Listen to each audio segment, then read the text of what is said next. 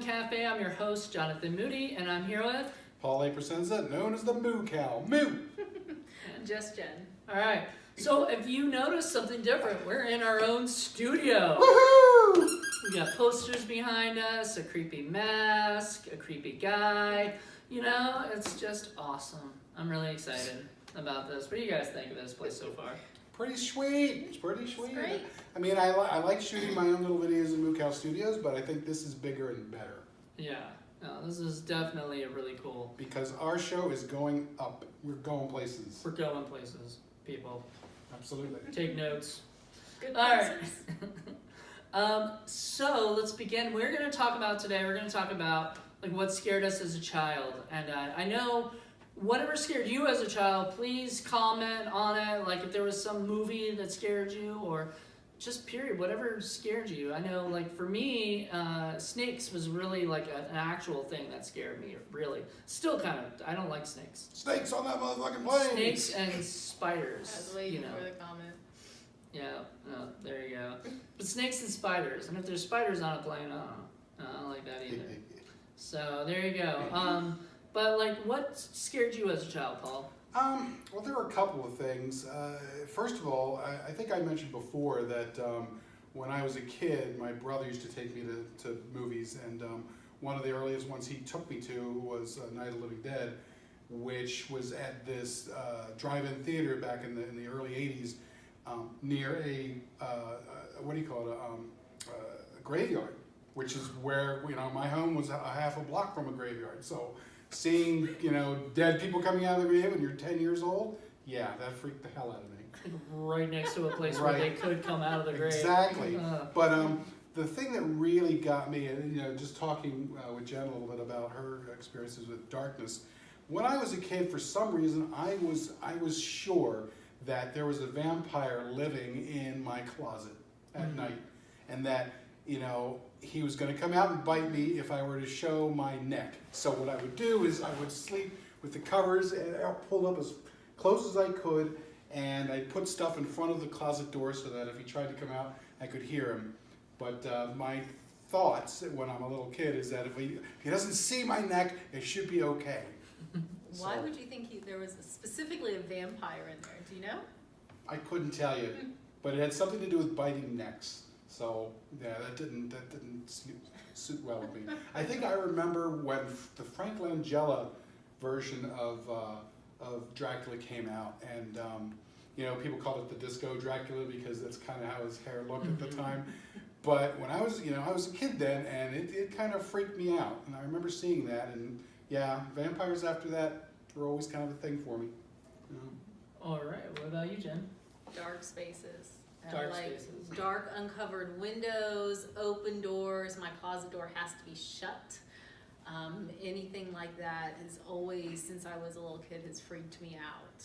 Because I imagine things in there. Ding, ding, ding, and that's the thing, is if it's your imagination, then it could be just about anything. It's largely unspecific. It's like a very generalized kind of Well, I knew anxiety. something was in there and could come out and get me. Like any dark space, something's in there that could come out and get you. And I never could tell you specifically what it is. I like that. And that makes it worse because, at least for me, a vampire is a vampire is a vampire, but you know how to fight those things, at least if you go by the movies. In your case, it could be anything. It could be worse than a vampire. It could be 10 times worse than a vampire. So I got a crazy story. So when I was a kid, the TV show Real Ghostbusters, like the cartoon, came, and there was a boogeyman that would go closet to closet, right? And he could just come into the closet and take the kids. And that made me freaked out in my closet. Like, after that, I was like, I'm keeping that closet door shut. I'm not, like, getting anywhere near it. And it's really funny because, like, it's a cartoon. Like, really? Like, you would think, like, I don't know why, but that in the Poltergeist episode of Poltergeist? No, it's called Poltergeist episode of Real Ghostbusters, where there's like this possessed chicken running around killing everybody. Scared me. Yes. I don't know what it was, but Cluck, eyes cluck, on cluck. them, and oh my god! And then if he bit you, you got turned into a big chicken, and it was Nice. crazy, man. I don't know. It was a great episode. Like real Ghostbusters was kind of one of the things that, like, and Ghostbusters itself with the dog coming up and grabbing everything. We were talking about that earlier. Like I don't know what it was, but I loved Ghostbusters so much when I was a kid, and it's still like it frightened the crap out of me. It's funny. One of my favorite movies is Angel Heart, and you know his character always says that I got a thing about chickens. You should be using that line for that.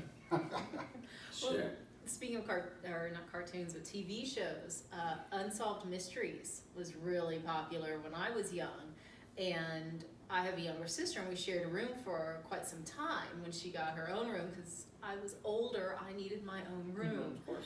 but it was one of those houses that had the higher windows, and I remember I would just watch that show because it was so interesting. I loved the stories. But then I'm laying there in bed, like there's a window, and someone could come in and kidnap me. And I would stay awake all night. They would never stop me from watching the show now. Of course. Right, of course. But I always thought, oh my God, I could be kidnapped. I'm gonna lay here and be kidnapped, and Mom and Dad won't be able to find me, and yeah. I think one of my earliest fears that I can remember that come from a movie or a show would have been this would have been like mid 70s, and I was a little kid, and like a lot of little kids back then, one of the shows that used to come on all the time was Ultraman and Johnny Sacco. I don't know if you guys remember those films. They were Japanese cartoon And Ultraman. and they were gaiju, so they were big monsters and such. And there was one episode of Johnny Sacco, and I don't remember the details behind it, but I know that they were these evil aliens that were poisoning kids, and they put some kind of horrible poison in the water supply. And I never forget, one of the little Japanese kids goes over to the water fountain and drinks it, and he just falls down, and his skin is all green, and he looks like he's rotted like that. That freaked the living heck out of me. Scared me to death. So there was that, and then unfortunately, when I was before I was 10, the other thing I watched was on PBS. They had I don't know if you're familiar with the old World at War series. That was, it was an exceptionally well done series. I think PBS ended up doing that, and it was a lot of real footage that was shot during the wars, and they were all really, really good, very, very graphic. They didn't pull any punches, and that was fine until I saw the one episode on the Holocaust, and watching live people going into ovens is something that you will never, ever, ever, ever, ever erase from your brain. So that kind of set the bar really, really high for me. So after that, monsters didn't really scare me so much. I mean, I still love them. I still like to watch them, even as a kid. But the fear part, after seeing that, is kind of gone. I remember I think I told you guys about this before, like personally, but there was a Disney made-for-TV movie called Mr. Boogedy, and I remember going over to a friend's house because I didn't have Disney at the time, and my friends across the street did, and so I'd go over to their house and I would watch, Mr. Boogedy and the Bride of Boogedy and stuff. And Mr. Boogedy, I don't know, it was scary. I rewatched it recently, like with my brother and a friend of mine, and we were all laughing because it was not scary at all. Like what I mean? It was kind of boring, to be honest. And but it still got a very big nostalgia. I gotta watch Bride of Boogedy. I think maybe that was the one that terrified me, because the other one, I don't know what I was scared of that one, but and it's kind of funny. But yeah, Mr. Boogedy and Are You Afraid of the Dark? When I got about 10 years old, that became a big thing, and I was too scared when like 5 to like 10 to watch stuff, because I had an active imagination and whatever. But I remember watching Are You Afraid of the Dark, and that show like freaked me the hell out. It was just something about it was just things that feel like it could, even supernatural stuff that feel like they could happen, to kids. And so they kind of play with your imagination. Like the scariest one I ever watched to me was the one where there's like these vampires next door. Vampires again. Yeah, vampire next door. But I think what scares you is this fact that like if they're invited in to the house, then they can get you at any time. Like Right. you're vulnerable to them. And so there's this like just episode where I'm like looking around my neighborhood going, who's a vampire? Who do I have to stick? And everything. Oh, yeah. It could be any one of them. Hey, I had a stake that I kept near my bed for that vampire in the closet. I really did. Did you? Absolutely. I'm like, Never had to use it. oh, that's good. Yeah, Now, if you did use it, that might be an interesting story. Oh, yeah. it We'll would pay be you the much neck. more interesting than not using it. Yeah, okay, that's Not fine, using but- it now, but if you used it, and stabbed somebody with it. I might have it be- stabbed a stuffy at one point just for the heck of it. Vampire stuffy. Alright, anyway, Or yeah, so that's, was Are You for the Dark, Disney stuff. Disney used to have stuff that was scary. Nowadays, Disney Yeah, doesn't not do anymore. anything good. No. Like, as far as the TV stuff goes, their movies are still pretty good.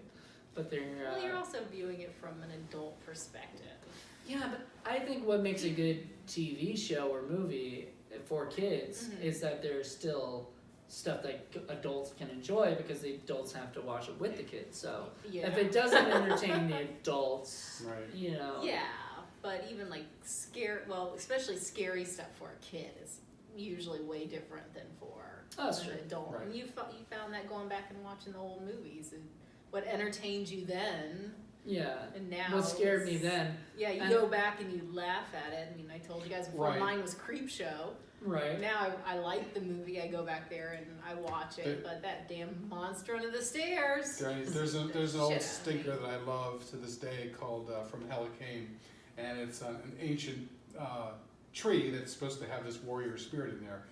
But it's a big, slow-moving tree, and I was, it's one thing when you're a kid, and that just seems kind of scary, but you go back and you look at it, it's like, this is ridiculous. This is like the slowest monster in the world. I could run circles around it, and it's just like lumbering, slow.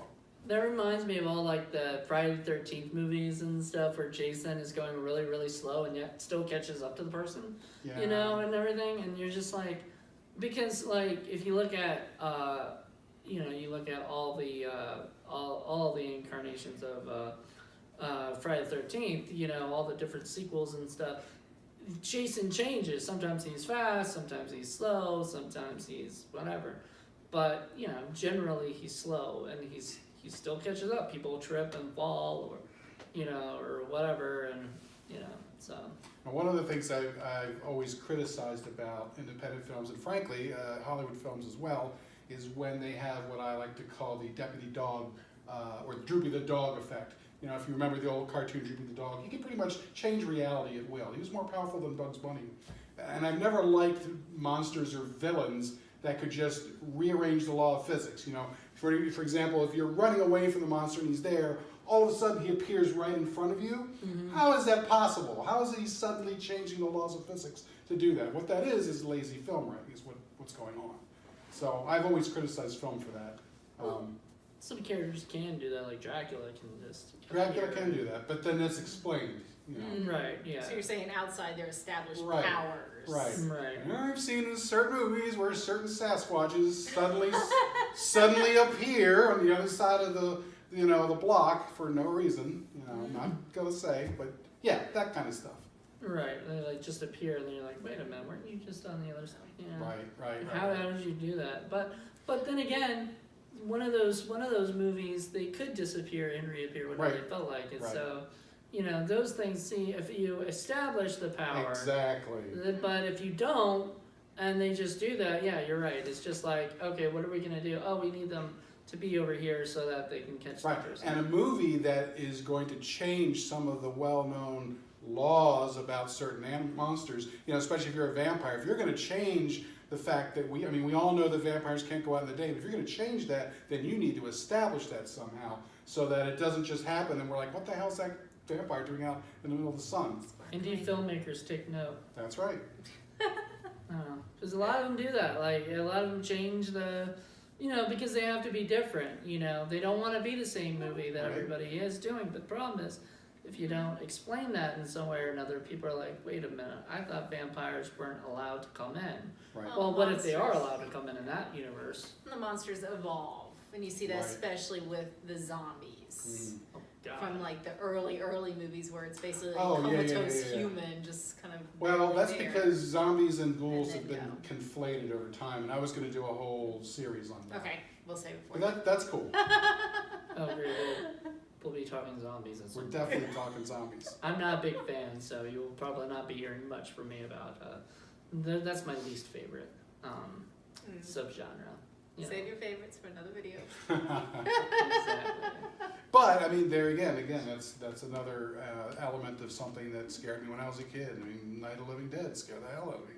I mean, it was a shocking film, Cemetery, yeah, that would be. Yeah. I and didn't- because of the violence too. Mm. I respect Night of the Living Dead. Oh, a yeah. lot. Like, you know, and it had a lot of political stuff going. It was like the first movie to really have like a black lead and, you know, and stuff like that. I mean, I just mad respect for George Romero. Absolutely. Rest in peace. Absolutely. It's a But really good film. yeah, but some of the other zombie. No, never mind. Nope. Yep, we'll Childhood talk about it later. fears. Childhood fears is what we're talking about. That's right. So yeah, I guess to wrap this up, I guess like let's just go around and say what is okay. So we kind of already said what scares us or whatever. What scares us today? Is there any? Do our childhood fears still scare us? Not me so much. I'm pretty darn sure there is nothing in my closet except for dust bunnies. I'm more scared of political stuff or things like terrorism or, you know, I think my biggest fear was back when I was first learning how to drive is, God forbid, I hit some kid running across the street or something. I mean, to me, that's more of a kind of a fear now, but I don't really have any supernatural fears. You know, I'm more scared of people, I guess. What about Yeah, you? kind of the same. I still have the thing with the dark windows and doorways and stuff like that. Those all need to be, doors have to be shut still. But no supernatural. I kind of completely out of that realm. And so it's real life stuff I think that we need to worry about. And I wouldn't say so much as I'm scared. You know, I'm more aware of the possibility of, say, like a terrorist attack or shootings or stuff like that, but I'm not scared of them. Right. You know, I mean, I'm not going to live in fear of them. Right. I'm just aware that these do and will happen. So I say, no, I'm not afraid I'm going to get kidnapped anymore. Hopefully And that was not. scary. Unsolved Oh, yeah. mysteries, man. These things happen and they don't know why or who or where. Well, I will take that back. Living by myself, I can't watch TV show, and I like murder TV shows and things like that. I can't watch any like the kidnappings or anything like that because it's always in the nice neighborhood, and it's usually a single female living Right. alone. Women are usually the victims. And the Mhm. stalkers, things like that, I can't watch that stuff.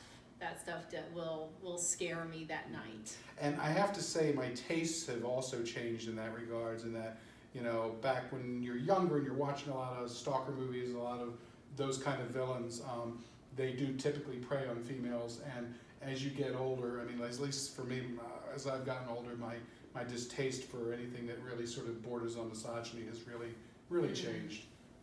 So I tend not to have a whole lot of patience for that sort of thing. Yeah, and with me, like snakes and spiders pretty much scare me, but they never scared me on film. You know, like, I don't know, like, especially because a lot of times it's like the big actually, I take that back. Arachnophobia did scare me. The movie Arachnophobia freaked me out. But there was just one specific scene that scared me, which was the spider that was crawling up on the shower head and jumps down and like, you know, attacks, because I've seen that, you know, it actually happens, and that kind of freaked me out. The movie itself is not the greatest thing, and by the way, it is a Disney movie or something. It's like Touchstone or something, Right. you know. So it's Disney, so it's funny. Gonna eventually get it because I still enjoy the movie. It's just, you know, just the idea of spiders, because they can be anywhere. You know, you can be sleeping and they can come crawl on you and stuff like that, right? Right, Continuity Monkey. My first attempt at grad school, I went to Temple, and I was going to be a writer, and I was going to be a poet. And the whole idea was that you were supposed to come up with this book of poems. And so I started writing something called Nasty Poems for Naughty Children. And it was a whole bunch of awful, awful, awful poems, one of which was about a spider that would crawl on your face at night and lay its eggs in your, and drink the water out of your eyes and stuff, so you'd love that one. Oh God, there was one story I heard where it was like an urban legend, and it was like this girl was at a beach, and a spider crawled in her ear, and so she told, she wanted to get it out, and she went to the hospital got it out, but they said, we got some good news and we got some bad news. Good news is we got the spider out. Bad news is it was a female and she laid eggs. Right. And that freaked me out. Like I was like, oh my God, I can't go to the beach now. That's the classic from, I think, Night Gallery, where there's the earwig. Yeah. The one where he goes in there. That freaked me out as a kid too, because Yeah, it's just scary. It's a freaky little thing because it literally could happen, or whatever. You hear about things like bot flies laying their eggs in children's eyes in Africa and just horrible things like that. Parasites are disgusting. But yeah, so what scared us as a child, it depends on what it is. If it was something that's real, like spiders or snakes or heights or things that we believe that we're not afraid of. I'm not afraid of Ghostbusters. It doesn't scare me anymore, And I'm pretty sure there's no chicken that's going to come and, Exactly. Oh. That was bad. No. All right. Anyway, but yeah. So we just tell us what you guys think. If you guys think does that stuff still scare you? Are you afraid of Jaws and afraid of the shark coming? Because I never was. But And Chad, if you're watching this, I know your particular fear is sock monkeys. So this one's for you. That's so nice. Absolutely right true. next to me. Jeez. He's looking at your neck. It's gonna bite my neck. Vampire Give me the sock steak. monkeys. Give me the steak, Abe. I didn't bring the steak. It's in the refrigerator. All right. Anyway, thank you guys so much. Please check out our Patreon. Mm-hmm. Patreon.com/I think Indie Film Cafe. Check out us. Well, you're checking us out on YouTube, so thank you. Check us out on Twitter, Facebook, and Instagram at Indie Film Cafe. And Still got the helper monkeys working on the webpage. So we're on that'll be Stitcher. And that's right. We're on Stitcher and Podbean now. Stitcher, which it's pretty much. Also, we're on iTunes for the podcast stuff. So, and we're about to go do another podcast. So get ready for that. Roller Gator, baby. Yep.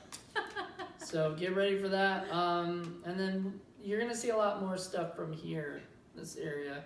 We might also do stuff at our homes. I know he's doing trolling for stinkers. I've been doing a lot of like the collection videos and stuff like that, and my favorites kind of thing. So next one I'm doing is full moon. So get ready for that one. So there's more content to come. More like the More. I guess. Anyway, thank you guys for checking this out. I hope you guys enjoyed it. And give us a like. And, tweet us. All right. Thanks again for watching.